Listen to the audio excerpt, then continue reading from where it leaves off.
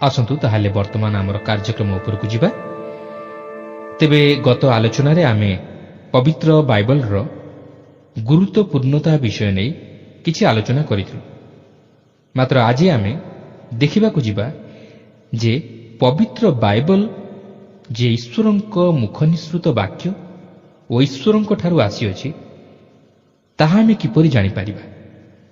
ତେବେ ଏହି ପ୍ରଶ୍ନର ଉତ୍ତର ପାଇବାକୁ ହେଲେ ଆମେ ମୁଖ୍ୟତଃ 5ଟି ବିଷୟ ଉପରେ ଧ୍ୟାନ ଦେବା ଓ ଆଜି ଆମେ ସେହି 5ଟି ବିଷୟ ନେଇ ଆଲୋଚନା କରିବାକୁ ଯିବା। ସେହି ମୁଖ୍ୟ 5ଟି ବିଷୟ ହେଉଛି ସଂରକ୍ଷଣ, ପ୍ରତ୍ନତତ୍ତ୍ୱ, ସଫଳୀକୃତ ଭାବବାଣୀ, ପରିବର୍ତ୍ତିତ ଜୀବନ, ଈଶ୍ୱରଙ୍କ ଆତ୍ମା ଯିଏକି ଏହାକୁ ବାସ୍ତବରେ ପରିଣତ କଲେ। ପ୍ରଥମେ ଆମେ ସଂରକ୍ଷଣ ଉପରେ ଦୃଷ୍ଟି ଦେବା, କାରଣ ଏହା ହେଉଛି ପବିତ୍ର ବାଇବଲ ଯେ ଈଶ୍ୱରଙ୍କଠାରୁ ଆଗତ ତହିଁର ବାହ୍ୟ ପ୍ରମାଣପତ୍ର। କାରଣ ବାଇବଲର ପ୍ରତ୍ୟେକଟି ପୁସ୍ତକକୁ ଯେପରି ଭାବରେ ସଂରକ୍ଷଣ କରାଯାଇଥିଲା ତାହା ଅତି ଚମତ୍କାର ଓ ତାହା ପବିତ୍ର ବାଇବଲ ଯେ ଈଶ୍ୱରଙ୍କଠାରୁ ଆଗତ ତହିଁର ପ୍ରମାଣ ଦିଏ। ଆପଣ ବର୍ତ୍ତମାନ ବାଇବଲକୁ ଯେଉଁପରି ଭାବରେ ଦେଖିବାକୁ ପାରୁଛନ୍ତି, ପୂର୍ବରୁ ତାହା ସେପରି ନଥିଲା। ଏହା ଅନେକ ସ୍ତର ଦେଇ ସମ୍ପୂର୍ଣ୍ଣ ବାଇବଲ ରୂପେ ଆମ ନିକଟକୁ ଆସିଅଛି। କହିବାକୁ ଗଲେ ଅନେକ ଝଡ଼ଝଞ୍ଜା ମଧ୍ୟ ଦେଇ ଏହା ଆମ ନିକଟକୁ ଆସିଅଛି। ଆମେ ବର୍ତ୍ତମାନ ଚାହିଁଲେ ଅତି ସହଜରେ ବାଇବଲ ପାଇପାରୁଛୁ। ମାତ୍ର ଆମେ ଯଦି ଏହାର ଆରମ୍ଭ ସମୟକୁ ଯିବା ତାହେଲେ ଏହାକୁ କିପରି ସଂରକ୍ଷଣ କରାଯାଇଥିଲା ଓ ଏହା କେଉଁପରି ଭାବେ ବିଭିନ୍ନ ସ୍ତର ଦେଇ ଆମ ନିକଟକୁ ଆସିଅଛି ତାହା ଆମେ ଜାଣିପାରିବା। ଯଦି ଆମେ ସୃଷ୍ଟିର ଆରମ୍ଭ ସମୟକୁ ଚାଲିଯିବା, ଅର୍ଥାତ୍ ସେହି ସମୟର ଆମ୍ଭମାନଙ୍କର ପୂର୍ବପୁରୁଷମାନଙ୍କ ସମୟକୁ ଫେରିଯିବା, ତାହେଲେ ଦେଖିବାକୁ ପାରିବା ଯେ ସେହି ସମୟରେ ଈଶ୍ୱରଙ୍କ ବାକ୍ୟ ମୌଖିକ ଆକାରରେ ଆମମାନଙ୍କର ପୂର୍ବପୁରୁଷମାନଙ୍କ ନିକଟରେ ପହଞ୍ଚିଥିଲା। କାରଣ ମାଓବାଦୀମାନେ ତାହା ଲେଖିବା ପୂର୍ବରୁ ମୌଖିକ ଆକାରରେ ସେମାନଙ୍କ ନିକଟରେ ପ୍ରକାଶ କରିଥିଲେ। ଏପରିକି ପ୍ରଭୁ ଯୀଶୁଖ୍ରୀଷ୍ଟଙ୍କର ଜୀବନୀ ଓ ତାହାଙ୍କର ପ୍ରଚାର କାର୍ଯ୍ୟର ବିବରଣୀ ପ୍ରାୟ 20ରୁ 30 ବର୍ଷ ପର୍ଯ୍ୟନ୍ତ ମୌଖିକ ଭାବରେ ଚାଲିଥିଲା। ମାତ୍ର ଏହାପରେ ଲିଖିତ ଆକାରରେ ପ୍ରକାଶ ପାଇଲା। କିନ୍ତୁ ଆପଣ ଲକ୍ଷ୍ୟ କରିବେ ଯେ ଈଶ୍ୱର ଯେଉଁପରି ଭାବରେ ତାହାଙ୍କର ବାକ୍ୟ ମାଓବାଦୀମାନଙ୍କ ମୁଖ ଦ୍ୱାରା ପ୍ରକାଶ କରିଥିଲେ, ଠିକ୍ ସେହିପରି ଭାବରେ ତାହା ଲିଖିତ ଆକାରରେ ପ୍ରକାଶ ପାଇଲା। ଏହାପରେ ଏହି ସର୍ବପ୍ରଥମ ହସ୍ତଲିପି ଅପସାରିତ ହେବା ପୂର୍ବରୁ ଏହାକୁ ପେପିରସ୍ ନାମକ ଏକ ପ୍ରକାର ତୃଣରୁ ତିଆରି କରାଯାଇଥିବା କାଗଜରେ ଓ ପଶୁମାନଙ୍କର ଚମଡ଼ାରୁ ତିଆରି କରାଯାଇଥିବା ଲିଖନ ସାମଗ୍ରୀ ଉପରେ ଉତ୍ତରା ଯାଇଥିଲା। ମାତ୍ର ପେପିରସ୍ ଠାରୁ ଓ ପଶୁର ଚମଡ଼ାରୁ ପ୍ରସ୍ତୁତ ହୋଇଥିବା ଲିଖନ ସାମଗ୍ରୀ ଦୀର୍ଘକାଳ ସ୍ଥାୟୀ ଥିଲା। ଏହି ସମସ୍ତ ପେପିରସ୍ ମିଶ୍ର ଦେଶର ସେହି ଶୁଷ୍କ ବାଲିରୁ ଓ ପଦାଭୂମିମାନଙ୍କରୁ ମିଳିଥିଲା। କିନ୍ତୁ ଏହି ସମସ୍ତ ଟିପ୍ପଣୀ ପ୍ରକୃତ ବାଇବଲ ଲେଖକମାନଙ୍କର ହସ୍ତାକ୍ଷର ନୁହେଁ, ମାତ୍ର ଏହି ସମସ୍ତ ଉତ୍ତରା ଯାଇଥିଲା।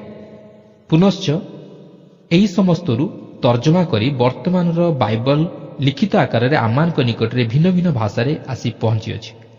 ଏଠାରେ ମଧ୍ୟ ଆଉ ଏକ ଆଶ୍ଚର୍ଯ୍ୟର ବିଷୟ ଆପଣ ଲକ୍ଷ୍ୟ କରିବେ ଯେ ପୃଥିବୀରେ ଏପରି କୌଣସି ପୁସ୍ତକ ନାହିଁ ଯାହାକି ବାଇବଲ ପରି ଭିନ୍ନ ଭିନ୍ନ ଭାଷାରେ ପ୍ରକାଶିତ ହୋଇ ଲୋକମାନଙ୍କ ନିକଟରେ ଆଦୃତ ହୋଇପାରିଛି।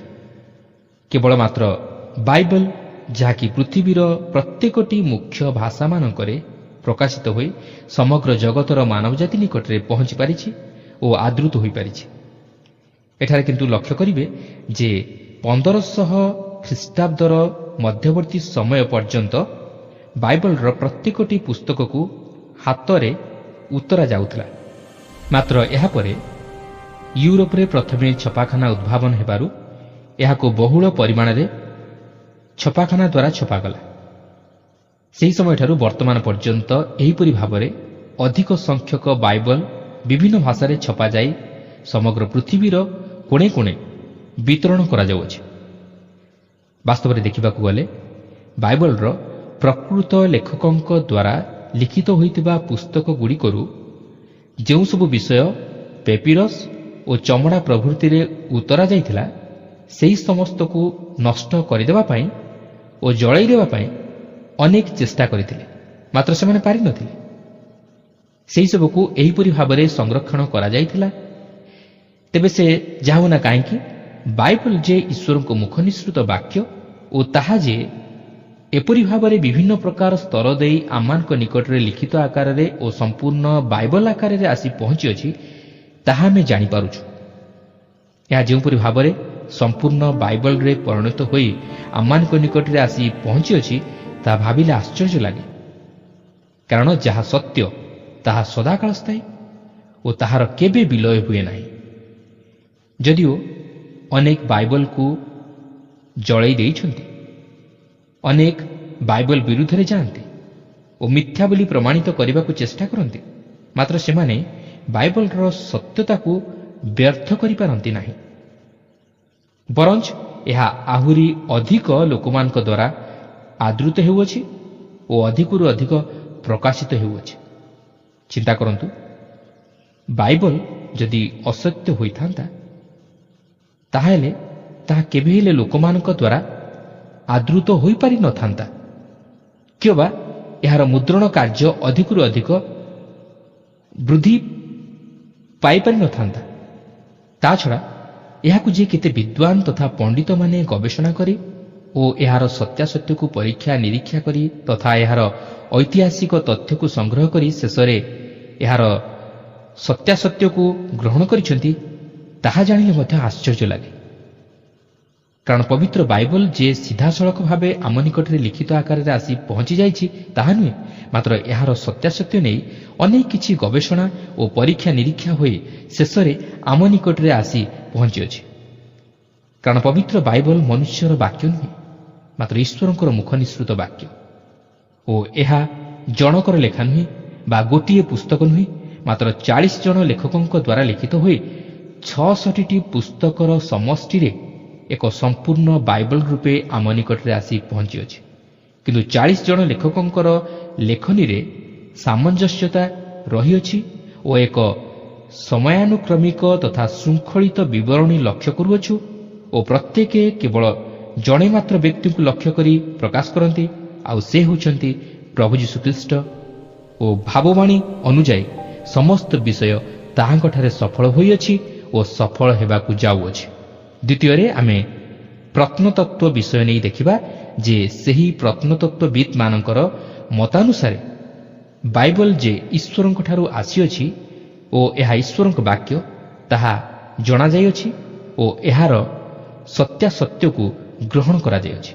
ଉଦାହରଣ ସ୍ୱରୂପେ ବାଇବଲର ପ୍ରଥମ 5ଟି ପୁସ୍ତକର ଲେଖକ ଯେ ମୂଷା ଅଟନ୍ତି, ଏହା ଅନେକ ସମାଲୋଚକମାନେ ତାହା ଅସ୍ୱୀକାର କରି କହନ୍ତି ଯେ ମୂଷା ସେହି 5ଟି ପୁସ୍ତକକୁ ଲେଖି ନାହାନ୍ତି, କାରଣ ମୂଷାଙ୍କ ସମୟରେ ଲିଖନ ପ୍ରଣାଳୀ ସ୍ଥିତିବାନ ଲାଭ କରିନଥିଲା। ମାତ୍ର ଜିରିହୋ ନଗରର ଓ ତାହାର ପ୍ରାଚୀରର ପତନ ତହିଁର ପ୍ରମାଣ ଦିଏ, କାରଣ ସେଠାରେ ସେହି ସମୟରେ ଈଶ୍ୱରଙ୍କ ବାକ୍ୟ ସ୍ଥିତିବାନ ଲାଭ କରିଥିଲା। ଏପରିକି ବିଭିନ୍ନ ସ୍ତରରେ ପ୍ରତ୍ନତତ୍ତ୍ୱବିତ୍ମାନଙ୍କର ତଥ୍ୟରୁ ଜଣାଯାଇଅଛି ଯେ ବାଇବଲ ହେଉଛି ଈଶ୍ୱରଙ୍କ ବାକ୍ୟ ଓ ଏହା ସତ୍ୟ ବାକ୍ୟ।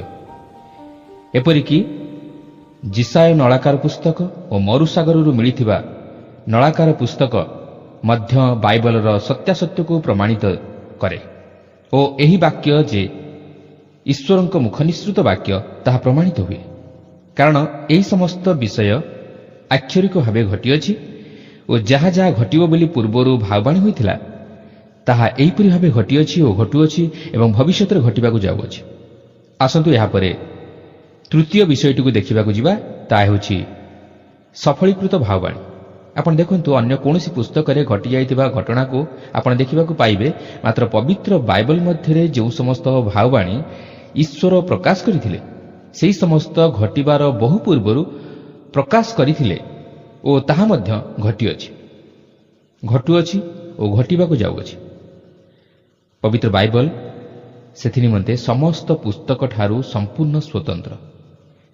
ଯାହା ଯାହା ଭବିଷ୍ୟତରେ ଘଟିବାକୁ ଯାଉଅଛି ସେହିସବୁ ବିଷୟ ଘଟିବାର ପୂର୍ବରୁ ତାହା ଭାବବାଣୀ ଆକାରରେ ପ୍ରକାଶିତ ହୋଇଅଛି ଓ ତାହା ମଧ୍ୟ ସେହିପରି ଭାବରେ ସଫଳ ହୋଇ ଆସୁଅଛି, କାରଣ ଏହା ଈଶ୍ୱରଙ୍କର ମୁଖ ନିଃସୃତ ଭାବବାଣୀ, କିନ୍ତୁ ମନୁଷ୍ୟର କାଳ୍ପନିକ ବା ଆନୁମାନିକ ଭାବବାଣୀ ନୁହେଁ। ଉଦାହରଣ ସ୍ୱରୂପ ଦେଖନ୍ତୁ, ପ୍ରଥମ ରାଜାବଳୀ 22 ପର୍ବରେ ମିଖା ଭବିଷ୍ୟତ ବକ୍ତା ଆହାବଙ୍କ ବିଷୟ ନେଇ ଯେଉଁ ଭାବବାଣୀ ପୂର୍ବରୁ ପ୍ରକାଶ କରିଥିଲେ ତାହା ସଫଳ ହୋଇଥିଲା।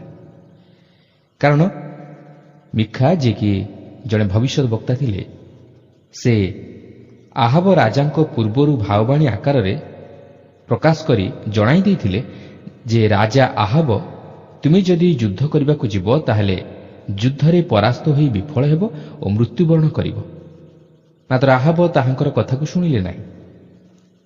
ଯେହେତୁ ଆହାବଙ୍କର ମଧ୍ୟ ମିଥ୍ୟା ଭବିଷ୍ୟତ ବକ୍ତା ଥିଲେ, ଯିଏକି ଆହାବଙ୍କୁ କହିଲେ, ଆହାବ, ତୁମେ ଯୁଦ୍ଧକୁ ଗଲେ ପରାସ୍ତ ହେବ ନାହିଁ, ବରଂ ଯୁଦ୍ଧରେ ବିଜୟ ଲାଭ କରି ଫେରିଆସିବ। କିନ୍ତୁ ମିଖାଙ୍କ ଭାବବାଣୀ ସଫଳ ହେଲା, ଯେହେତୁ ତାହା ମିଖାଙ୍କର ନଥିଲା, ମାତ୍ର ଈଶ୍ୱରଙ୍କର ଥିଲା। ଆହାବ ରାଜା ଯୁଦ୍ଧକୁ ଗଲେ ଓ ଯୁଦ୍ଧ କଲେ ସତ, ମାତ୍ର ଯୁଦ୍ଧରେ ପରାସ୍ତ ହୋଇ ହତ ହେଲେ। ସେ ଯଦିଓ ନିଜକୁ ଛଦ୍ମବେଶରେ ସଜାଇ ଯୁଦ୍ଧ କରିବାକୁ ବାହାରିଲେ, ମାତ୍ର ଆଶ୍ଚର୍ଯ୍ୟ ପ୍ରକାରେ ସେ ଯୁଦ୍ଧରେ ହତ ହେଲେ।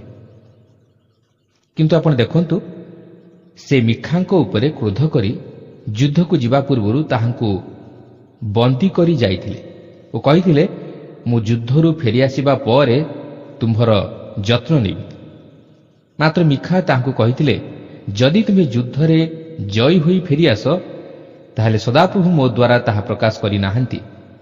ମାତ୍ର ଆପଣ ଲକ୍ଷ୍ୟ କରିବେ ଯେ ସଦାପ୍ରଭୁ ତାହା ମିଖାଙ୍କ ଦ୍ୱାରା ପ୍ରକାଶ କରିଥିବାରୁ ତାହା ଆଶ୍ଚର୍ଯ୍ୟ ଭାବରେ ସଫଳ ହେଲା। ସେ ଯୁଦ୍ଧରେ ହତ ହେଲେ ଓ ତାହାଙ୍କର ସୈନ୍ୟମାନେ ପରାସ୍ତ ହେଲେ। ସେ ମଧ୍ୟ ନିଜକୁ ଛଦ୍ମବେଶରେ ବଞ୍ଚାଇବା ନିମନ୍ତେ ଚେଷ୍ଟା କରିଥିଲେ, ମାତ୍ର ଅକସ୍ମାତ୍ ଏକ ତୀର ଆସି ତାହାଙ୍କୁ ଭେଦ କଲା ଓ ସେ ତହିଁରେ ମଲେ।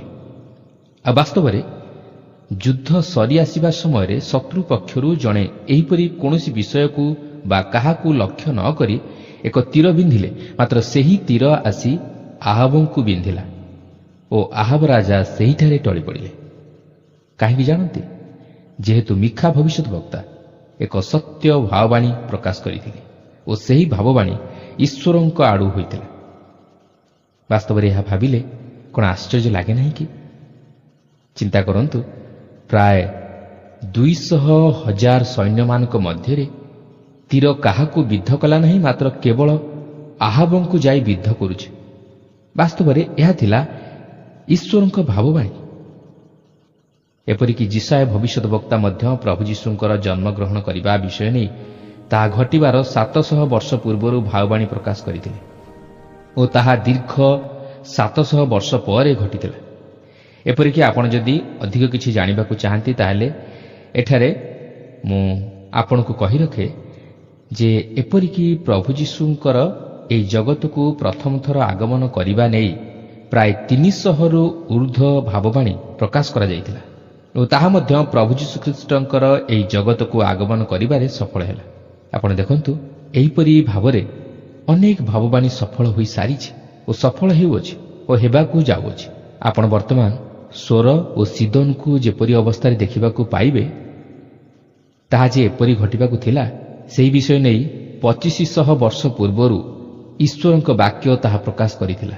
ବର୍ତ୍ତମାନ ମିଶ୍ର ଦେଶ ଯେଉଁପରି ଅବସ୍ଥାରେ ଅଛି, ତାହା ଏହିପରି ହେବ ବୋଲି ଈଶ୍ୱର ପୂର୍ବରୁ ଭାବବାଣୀ ଆକାରରେ ପ୍ରକାଶ କରିଥିଲେ। ବାସ୍ତବରେ ଏହି ସମସ୍ତ ବିଷୟ ଭାବିଲେ ବଡ଼ ଆଶ୍ଚର୍ଯ୍ୟ ଲାଗେ। ମାତ୍ର ଏହା ହେଉଛି ଈଶ୍ୱରଙ୍କର ସଫଳୀକୃତ ଭାବବାଣୀ। ଈଶ୍ୱରଙ୍କ ପବିତ୍ର ବାକ୍ୟ ବାଇବଲରେ ଯାହା ଈଶ୍ୱର ପୂର୍ବରୁ ଘଟିବ ବୋଲି ପ୍ରକାଶ କରିଥିଲେ, ତାହା ନିଶ୍ଚୟ ସଫଳ ହେବ, ଏଥିରେ ସନ୍ଦେହ ନାହିଁ। ଯାହାର କି ଐତିହାସିକ ପ୍ରମାଣ ମଧ୍ୟ ରହିଅଛି। ତେଣୁ ଏହି ବାକ୍ୟ ଯଦି ମନୁଷ୍ୟ ନିଜେ ଅନୁମାନ କରି ଲେଖିଥାନ୍ତା, ତାହେଲେ କେବେ ହେଲେ ତାହା ସଫଳ ହୋଇନଥାନ୍ତା। କାରଣ ମଣିଷର ଅନୁମାନ କେବେ ହେଲେ ଠିକ୍ ହୁଏ ନା। ଏହା ଘଟିପାରେ ବା ନ ଘଟିପାରେ, ମାତ୍ର ଈଶ୍ୱର ଯାହା ପ୍ରକାଶ କରନ୍ତି ତାହା ନିରାଟ ସତ୍ୟ ଓ ତାହା ନିଶ୍ଚୟ ଘଟେ। ଆପଣ ଦେଖନ୍ତୁ, ପବିତ୍ର ବାଇବଲରେ ଏହିପରି ଅନେକ ଭାବବାଣୀ ହୋଇଅଛି ଓ ତାହା ଆକ୍ଷରିକ ଭାବେ ମଧ୍ୟ ସଫଳ ହୋଇଅଛି, ଯାହାର କି ଐତିହାସିକ ପ୍ରମାଣ ରହିଅଛି। କିନ୍ତୁ ଆଜି ଆମର ଈଶ୍ୱରଙ୍କ ବାକ୍ୟ ପ୍ରତି କେତେ ଦୂର ବିଶ୍ୱାସ ଅଛି? ଆଜି ଆମେ ବାଇବଲକୁ କେତେ ଦୂର ବିଶ୍ୱାସର ସହିତ ଅଧ୍ୟୟନ କରି ସେହି ବାକ୍ୟ ଅନୁଯାୟୀ ନିଜକୁ ସଂଶୋଧିତ କରି ଈଶ୍ୱରଙ୍କ ନିକଟବର୍ତ୍ତୀ ହେବା ପାଇଁ ଚେଷ୍ଟା କରୁଅଛୁ? କିନ୍ତୁ ମନେ ରଖନ୍ତୁ, ପବିତ୍ର ବାଇବଲ ମଧ୍ୟରେ ଈଶ୍ୱର ଯାହା ଯାହା ପ୍ରକାଶ କରିଅଛନ୍ତି ତାହା ସତ୍ୟ ଓ ତାହା ଘଟିଅଛି, ଘଟୁଅଛି ଓ ଭବିଷ୍ୟତରେ ଘଟିବାକୁ ଯାଉଅଛି। ଏହାକୁ କେହି ଅନ୍ୟଥା କରିପାରିବେ ନାହିଁ କି ଅସ୍ୱୀକାର କରିପାରିବେ ନାହିଁ। ଏହା ନିରାଟ ସତ୍ୟ ତଥା ଜୀବନ୍ତ ବାକ୍ୟ, କାରଣ ଏହା ମନୁଷ୍ୟ ନିଜର ଜ୍ଞାନରୁ ବା କାଳ୍ପନିକ ଚିନ୍ତାଧାରାରୁ ପ୍ରକାଶ କରିନାହିଁ, ମାତ୍ର ଈଶ୍ୱର ତାହା ପ୍ରକାଶ କରିଅଛନ୍ତି। ଯଦି ତାହା ନ ହୋଇଥାନ୍ତା ତାହେଲେ ପବିତ୍ର ବାଇବଲର କୌଣସି ବାକ୍ୟ ସଫଳ ହୋଇନଥାନ୍ତା। ତେଣୁ ପ୍ରିୟ ବନ୍ଧୁ, ମୋର ଅନୁରୋଧ, ଆପଣ ଏହି ବାକ୍ୟକୁ ଅଧ୍ୟୟନ କରିବା ତଥା ଶ୍ରବଣ କରିବା ସମୟରେ ବିଶ୍ୱାସର ସହିତ ଅଧ୍ୟୟନ ତଥା ଶ୍ରବଣ କରନ୍ତୁ। ତାହେଲେ ଆପଣ ପ୍ରକୃତରେ ବାସ୍ତବ ତଥା ସତ୍ୟ ଓ ଜୀବନ୍ତ ଈଶ୍ୱରଙ୍କର ପରିଚୟ ପାଇପାରିବେ ଓ ଏହି ବାକ୍ୟର ସତ୍ୟାସତ୍ୟକୁ ବୁଝିପାରିବେ, ଯଦ୍ୱାରା ଆପଣ ସେହି ଉଦ୍ଧାରର ପଥରେ ଯାଇ ସେହି ପରିତ୍ରାଣର ଅଧିକାରୀ ହୋଇପାରିବେ। କାରଣ ସେହି ପବିତ୍ର ଆତ୍ମା ଏହି ବାକ୍ୟ ଦ୍ୱାରା ଆପଣଙ୍କ ହୃଦୟରେ ତାଙ୍କର କାର୍ଯ୍ୟ ସାଧନ କରିବେ। ଫଳତଃ ଆପଣ ନିଜକୁ ଜଣେ ପାପୀ ବୋଲି ଚିହ୍ନିପାରିବେ ଓ ନିଜର ଦୁର୍ବଳତା ସବୁ ଜାଣିବା ନିମନ୍ତେ ସକ୍ଷମ ହୋଇପାରିବେ, ଯାହାଫଳରେ ଆପଣ ଏକ ଉଦ୍ଧାରକର୍ତ୍ତାଙ୍କର ଆବଶ୍ୟକତାକୁ ଉପଲବ୍ଧି କରିବେ ଓ ସେହି ଉଦ୍ଧାରକର୍ତ୍ତା ହେଉଛନ୍ତି ପ୍ରଭୁ ଯୀଶୁଖ୍ରୀଷ୍ଟ, ଯିଏକି ଆପଣଙ୍କୁ ସେହି ଉଦ୍ଧାରର ପଥରେ କଢ଼ାଇ ନେବେ। ଓ ଆପଣ ଯେତେବେଳେ ତାହାଙ୍କ ନିକଟରେ ନିଜର ପାପ ସବୁ ସ୍ୱୀକାର କରିବେ, ସେତେବେଳେ ସେ ଆପଣଙ୍କୁ ଆପଣଙ୍କ ପାପରୁ ଉଦ୍ଧାର କରି ସେହି ପରିତ୍ରାଣର ଅଧିକାରୀ କରାଇବେ ଓ ତାହାଙ୍କ ସନ୍ତାନ ହେବାର ଅଧିକାରୀ କରାଇବେ। କାରଣ ଏହି ପବିତ୍ର ବାଇବଲ ମଧ୍ୟରେ ଯେଉଁ ସବୁ ବିଷୟ ଉଲ୍ଲେଖ କରାଯାଇଅଛି, ତାହା ଈଶ୍ୱର ମନୁଷ୍ୟମାନଙ୍କ ନିକଟରେ ପ୍ରକାଶ କରିଥିଲେ, ଯେପରି ମନୁଷ୍ୟ ନିଜକୁ ପାପୀ ବୋଲି ସ୍ୱୀକାର କରି ସେହି ଉଦ୍ଧାରକର୍ତ୍ତାଙ୍କର ଆବଶ୍ୟକତାକୁ ଉପଲବ୍ଧି କରିପାରେ ଓ ତାହାଙ୍କର ନିକଟବର୍ତ୍ତୀ ହୋଇ ପାପରୁ ଉଦ୍ଧାର ପାଏ।